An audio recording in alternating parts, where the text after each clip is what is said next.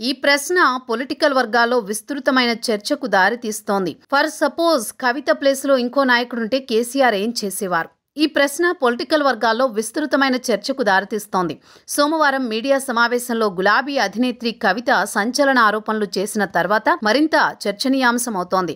సరిగ్గా 3 సంవత్సరాల క్రితం అప్పటి భారత రాష్ట్ర సమితి ఎమ్మెల్యే ఈటెల రాజేందర్ గులాబీ పార్టీకి మేమే ఓనర్లమని చేసిన ఒక వ్యాఖ్య రాజకీయంగా సంచలనం సృష్టించింది. దానిపై గులాబీ అధినేత తీవ్రంగా స్పందించారు. ఎప్పుడైతే రాజేందర్ ఆ మాటలు మాట్లాడారో తెరపైకి భూముల కబ్జా కేసు వచ్చింది. ముఖ్యమంత్రికి అప్పటికప్పుడు కొందరు రైతులు లేఖ రాసినట్టు సీఎంఓ పేర్కొంది. దానిపై చర్యలు తీసుకుంటున్నట్టు ముఖ్యమంత్రి కార్యాలయం ప్రకటించింది.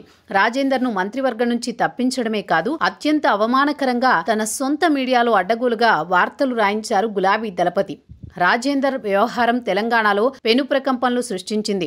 రాజేందర్ మాత్రమే కాదు, నరేంద్ర, విజయశాంతి, రాములు నాయక్ ఇలా చెప్పుకుంటూ పోతే కేసీఆర్ బయటికి పంపించిన నాయకుల జాబితా చాలా పెద్దది. ఎందువల్ల వారిని బయటకు పంపించారు, ఎందుకోసం పంపించారు అనేది బహిరంగ సత్యమే. కాకపోతే తెలంగాణ సమాజం కేసీఆర్ను ఓన్ చేసుకుంది కాబట్టి ఆ పరిణామాలను పెద్దగా పట్టించుకోలేదు. కాకపోతే ఈటెల రాజేందర్ వ్యవహారాన్ని తెలంగాణ సమాజం సీరియస్గా తీసుకుంది. దీనికంతటికీ కారణం కేసీఆర్ అని బలంగా నమ్మింది.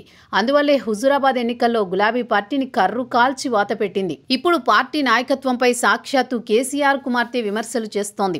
అవినీతికి పాల్పడ్డారని ఆరోపిస్తోంది. అంతకంటే ముందు లేఖలు కూడా రాసింది. కేసీఆర్ చుట్టూ దయ్యాలున్నాయని వ్యాఖ్యానించింది. ఇంత జరిగినప్పటికీ కవిత మీద ఎటువంటి చర్యలు లేవు. పైగా సోమవారం నాటి వ్యాఖ్యల తర్వాత గులాబీ పార్టీకి సంబంధించిన అధికారిక వాట్సాప్ గ్రూపుల నుంచి ఆమె పీఆర్ఓను తొలగించినట్లు వార్తలొస్తున్నాయి. అయితే ఇందులో ఎంతవరకు నిజం ఉందో తెలియదు. ఒకవేళ పార్టీలో ప్రజాస్వామ్యం కనుక పకడ్బందీగా ఉంటే, పార్టీ విధానాలు అందరికీ ఒకే విధంగా ఉంటే ఈ సమయానికే కవితను పార్టీ నుంచి సస్పెండ్ చేస్తూ అధినేత ఉత్తర్వులు జారీ చేయాల్సి ఉంది. కానీ ఇంతవరకు ఆ పని కాలేదు అంటే కారణం ఏమై ఉంటుంది? ఒకవేళ కవితని గనక పార్టీ నుంచి సస్పెండ్ చేస్తే కేసీఆర్ ఎలాంటి ప్రతికూల పరిణామాలు ఎదుర్కోవాల్సి ఉంటుంది? ఇప్పుడు ఈ ప్రశ్నలకే సమాధానం లభించాల్సి ఉంది. ఆ సమాధానాల కోసమే తెలంగాణ సమాజం ఆతృతగా ఎదురు చూస్తోంది.